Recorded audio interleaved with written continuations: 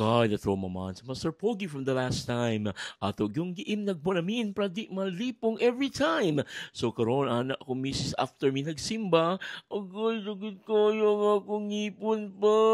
Nagsuggest siya sa SM Lanang kay naaday dentist mga dumi. Dito daw sa Marugame. Pag-abot yun na mo sa SM Lanang, ha? Nakurat mo, nganong mani? Ha? Marugame? Udon in tempura man lagi. Sa walay pagduha-duha, nagmugot-mugot na siya dala sulod. Butang ang bag sa lamisa. Kay order na. Ingnan dahil niya mga anak. Oh, choose na. Naluya na yun si Master Pogi. Allah ka. Tura ni sulod na akong anak ko. Nagtanaw-tanaon sa'y pwede oreron.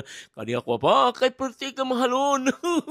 Ano man mo? Sabot ba yata? Kay sakit ang ngipon.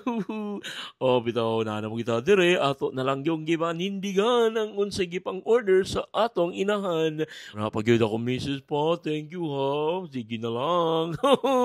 Tura, nakita na ko nga nalipay mampud sila.